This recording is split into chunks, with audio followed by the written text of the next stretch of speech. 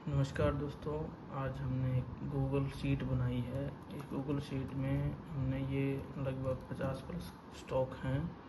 लगभग 69 में से हमने कुछ स्टॉक लास्ट में छोड़ दिए, जैसे कि 62 स्टॉक का रिजल्ट निकाला है। इस रिजल्ट में देखने को ये मिलता है कि भी हमने ये परचेज डेट है, इस तारीख को ये परचेज डेट है, इस स्टॉक का नेम है, इसमें कुछ ETF भी हैं और स्टॉक भी हैं।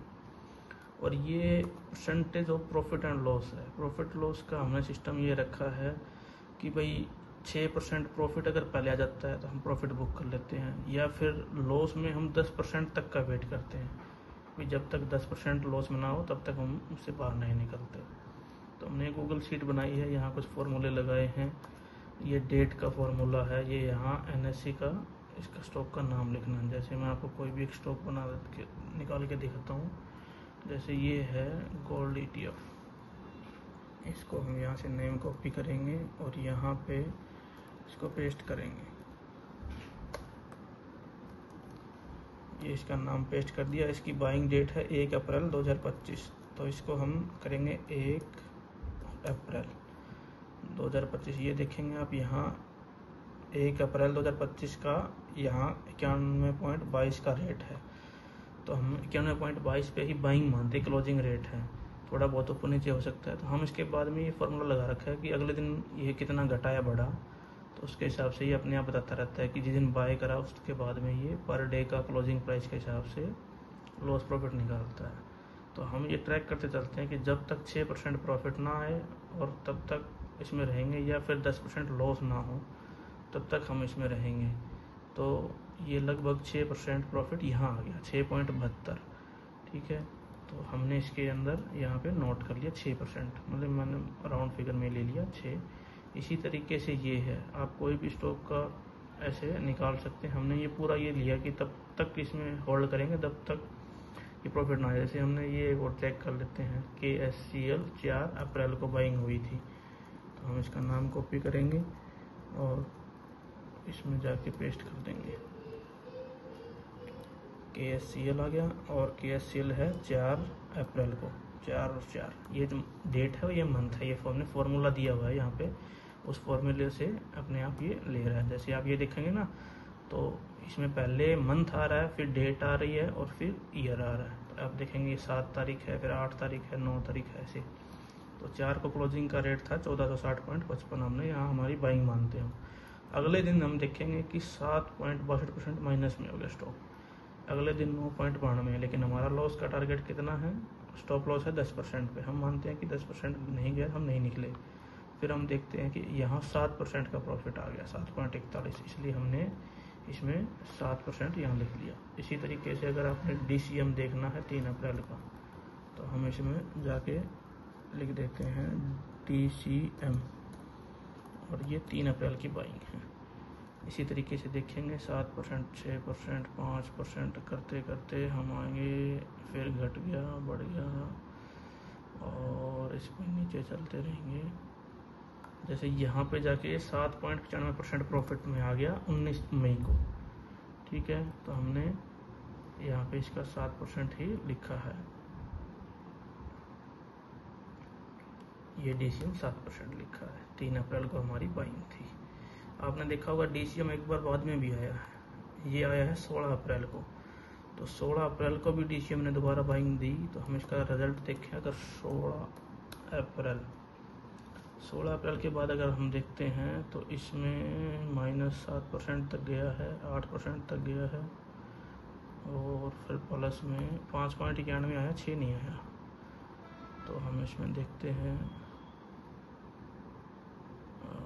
इसमें 4% माइनस चल रहा है, यानी कि ये स्टॉक अभी तक होल्ड है। और ये है 4 अप्रैल, जो कि आज की ही डेट है, 4 जुलाई 2025, 1.84% हमारा माइनस में है।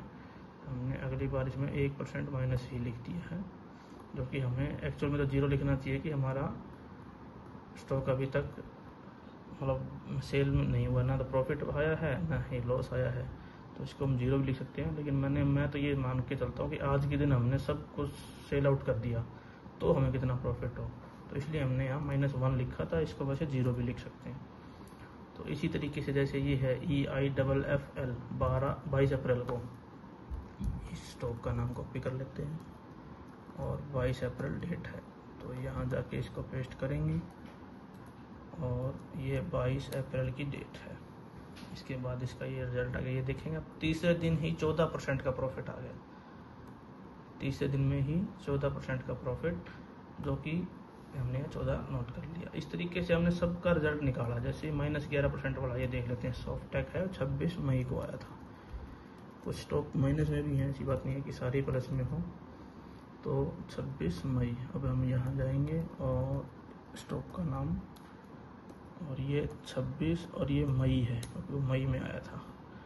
तो हम देखेंगे, ये देखिए 9 पर हमने 10% तक का टारगेट था, अगले दिन सीधा 11% क्लोजिंग पे हो गया। हम चाहते तो बीच में 10% आया होगा निकाल देंगे, लेकिन हम नहीं, क्लोजिंग का ही मान के चल रहे थे हम, 11% का लॉस है, इसलिए ये 11% यहाँ आ गया। इसी तरीके से इसके पहले वाला गैलेक्सो जो कि 12% प्रॉफिट है, इसका भी हम दोबारा से चेक कर लेते हैं। 21 मई को आया था, ये इसको पेस्ट करेंगे और ये 21 मई को आया था। 21 मई वाला देखेंगे, जैसे ये देखिए यहाँ 4% प्रॉफिट था, अगले दिन 12% प्रॉफिट में आ गया। तो हम 12% यहाँ हमने नोट कर दिया इसका गैलेक्सो का, ये 12% नोट कर दिया। इस तरीके से हमने पूरा अप्रैल से लेके यहाँ 1 अप्रैल से हमने स्टार्ट किया था और हमने 30 जून तक जितने भी स्टॉक आए हैं उनका सबका रिजल्ट निकाल लिया। तो ये कुछ भी जो दिख रहे हैं ना -2, -3, एक्चुअल में ये अभी तक ना तो लॉस में है ना प्रॉफिट में है, तो इसलिए हमने माइनस लिखा है। मैं तो ये मान के चल रहा हूँ कि भाई आज के दिन हमने सब स्टॉक को बेच दिया। तो 30 जून तक का और इन सब का जो परसेंटेज प्रॉफिट है, इसको हम अगर टोटल करते हैं ये, तो इसका 55% आता है। यानी कि हमने आज तक 55% का गेन हुआ है ओवरऑल लॉस और प्रॉफिट देख के। तो 55% का 3 महीने में बहुत अच्छा रिटर्न है। तो मैं तो यही मानता हूँ कि भाई इतना अच्छा रिटर्न अगर मिले तो हम छोटी पूंजी से अगर इसमें स्टार्ट करें कि 10,000 रुपये पर स्टॉक लगा के भी चलें तो भी कोई बुरा नहीं है। 55 छोड़ो, अगर मैं मंथली 10,000 का मान लिया, अगर 55 ही मानने तो आप अगर 5,000 रुपये भी 10,000 रुपये लगा के 5,000 रुपये मंथली भी आ जाए तो भी बहुत है। तो ऐसा पॉसिबल है। ये 3 महीने का रिजल्ट है।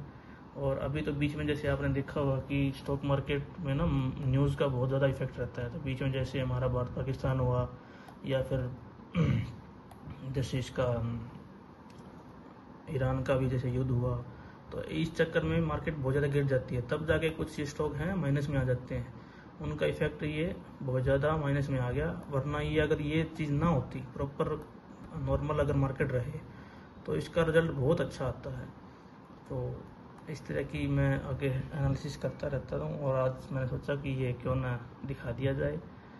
और मैं ये रोज़ स्टॉक जो कुछ छांट के और उसको अलग से नोट करता रहता हूँ।